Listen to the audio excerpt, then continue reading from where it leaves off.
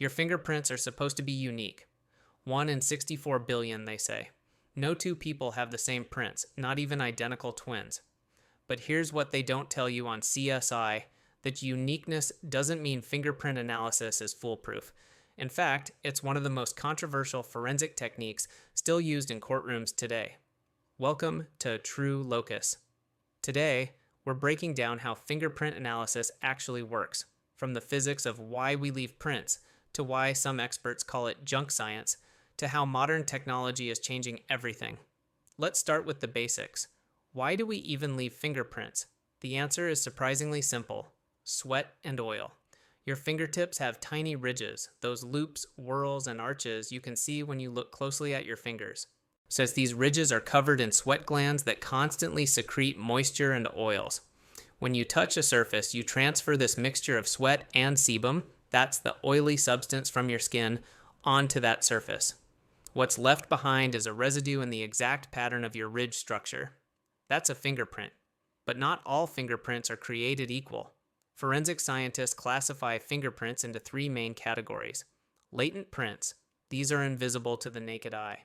They're made from the sweat and oils on your fingertips and require special techniques to visualize. This is what crime scene investigators are usually looking for. Patent prints. These are visible prints left in some kind of material, blood, ink, grease, or dirt. You can see these without any special equipment. Plastic prints. These are 3-dimensional impressions left in soft materials like wax, clay, or putty. Think of pressing your finger into fresh paint or soft soap.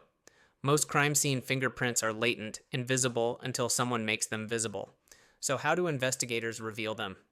The oldest and most recognizable technique is fingerprint powder. You've seen this on every crime show, a detective dusting a surface with black or white powder, then lifting the print with tape. Here's what's actually happening. The powder, usually aluminum or carbon-based, sticks to the oils and moisture in the fingerprint residue. The excess powder is brushed away, leaving the ridge pattern visible. Then the investigator uses special tape to lift the print and transfer it to a card for analysis. But powder only works on certain surfaces. It's great for smooth, non-porous materials like glass, metal, or glossy plastic. It doesn't work well on rough, porous surfaces like fabric or unfinished wood. For those surfaces, investigators use chemical methods. Ninhydrin is one of the most common. It's a chemical that reacts with amino acids in the sweat residue, turning the fingerprint purple. This works on paper, cardboard, raw wood, surfaces where powder would just be absorbed. Cyanoacrylate fuming, that's superglue fuming, is another technique. Investigators put the evidence in a sealed chamber with superglue. When the superglue is heated, it vaporizes and bonds with the fingerprint residue, making it visible as a white deposit. This works on all kinds of surfaces: plastic, metal, glass, even some fabrics. Forensic light sources, special wavelengths of light, can make certain fingerprints glow. Some components in fingerprint residue fluoresce under specific wavelengths. This is particularly useful for prints on multicolored or difficult surfaces. But revealing a fingerprint is only half the battle. The real question is, how do investigators match a fingerprint to a specific person? This is where things get controversial. Traditionally, fingerprint analysis has been done by trained examiners who compare prints manually. They look for what are called minutiae, specific characteristics in the ridge pattern. There are several types of minutiae. Ridge endings, where a ridge line stops. Bifurcations, where one ridge splits into 2. Lakes, where ridges enclose a small space. Dots, very short ridge segments. And these are just a few. There are actually dozens of different minutiae types. The examiner compares the crime scene print to a known print from a suspect or from a database and counts how many minutiae match and where they're located. But here's the problem. There's no scientific standard for how many matching minutiae constitute a positive identification. Some countries require 12 matching points, others require 16. Some have no minimum at all. They leave it to the examiner's judgment. In the United States, there's no federal standard. It's up to individual agencies and examiners. This is what makes fingerprint analysis controversial. It's subjective. 2 examiners can look at the same prints and reach different conclusions, and this has led to wrongful convictions. In 2004, the FBI matched a fingerprint from the Madrid train bombing to Brandon Mayfield, an attorney in Oregon. He was arrested and detained for 2 weeks. The problem? It wasn't his fingerprint. The actual bomber was an Algerian man whose print really did match. The FBI admitted the error, but the damage was done. This case exposed a fundamental issue: confirmation bias. When examiners know who the suspect is, when they're told, "this is probably the guy," they're more likely to see a match even when one doesn't exist. Their expectations influence their analysis. Studies have shown this repeatedly. When the same examiners are given the same prints months apart without knowing they're seeing repeats, they sometimes reach different conclusions. The prints haven't changed. But the context, their assumptions, their mindset has. This is why some scientists have called traditional fingerprint analysis junk science. Not because fingerprints aren't unique, they are, but because the human interpretation of those prints is fallible, inconsistent, and influenced by bias. So how is this changing? Enter AFIS, the Automated Fingerprint Identification System. AFIS is a computer database that stores millions of fingerprints and uses algorithms to search for matches. When a crime scene print is entered, AFIS analyzes the ridge patterns and minutiae, then provides a list of potential matches ranked by probability. Here's what's important to understand. AFIS doesn't make the final identification. It narrows down the possibilities. A human examiner still makes the final call by comparing the crime scene print to the candidate's AFIS suggests.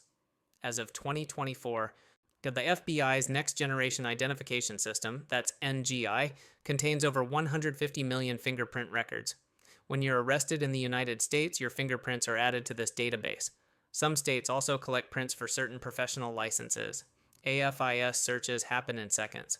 What would take a human examiner days or weeks, manually comparing a print to thousands of records, the computer does almost instantaneously. But AFIS has limitations. If the crime scene print is poor quality, smudged, partial, or degraded, the algorithm struggles. It needs clear ridge detail to work effectively.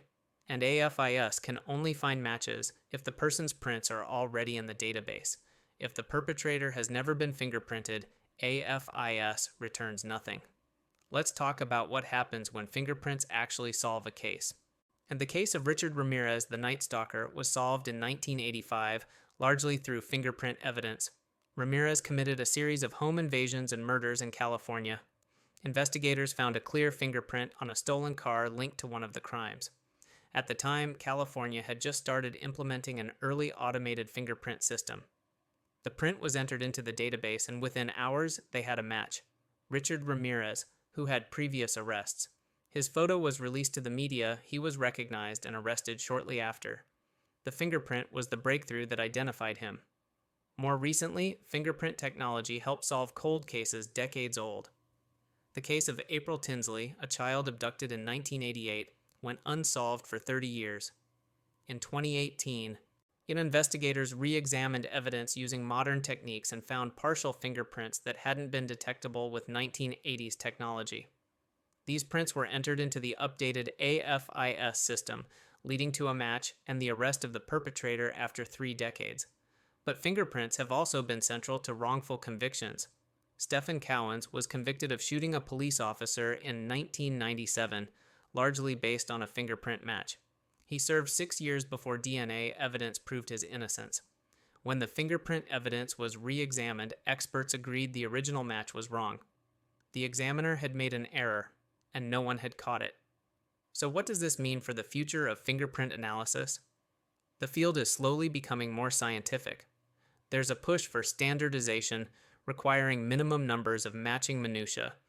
Blind verification, where a second examiner confirms the match without knowing the first examiner's conclusion, and better training to reduce bias. Technology is improving. Machine learning algorithms are being developed that can analyze fingerprints with less human interpretation.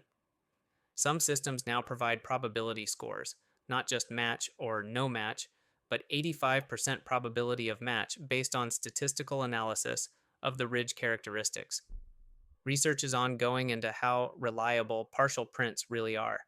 How much of a fingerprint do you need to make a confident identification? Is half enough? A quarter? Scientists are studying this using large databases and controlled experiments. Courts are also becoming more skeptical. After high-profile errors like the Mayfield case, judges are requiring more rigorous standards for fingerprint testimony. Expert witnesses now have to explain the limitations, the possibility of error, and the subjective nature of their analysis.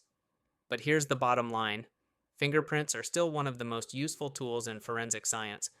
When done carefully, with proper protocols and technology assistance, fingerprint analysis is powerful evidence. The key word is carefully. Let's recap what you've learned today. 1. Fingerprints are left behind because of sweat and oil residue from the ridges on your fingertips.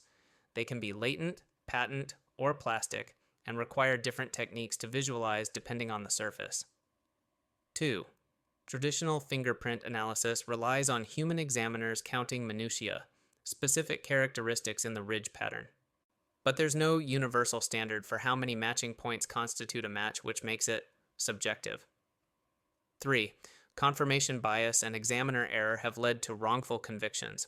The Brandon Mayfield case and others expose the dangers of subjective interpretation without proper oversight. 4. AFIS, automated fingerprint identification systems, use computers to search millions of fingerprint records in seconds. But the technology assists human examiners, it doesn't replace them. The final identification is still made by a person. 5. The field is evolving toward more scientific rigor. Standardization, blind verification, probability scoring, and better training are making fingerprint analysis more reliable, but it's still not perfect. Your fingerprints are unique. That part is true. But uniqueness doesn't equal infallibility in analysis. Understanding the limitations is just as important as understanding the science. If you learned something today, hit that subscribe button. Next week, we're breaking down blood spatter analysis, the physics, the patterns, and why it's way more complicated than TV makes it look. Want to learn more? Check the sources in the description.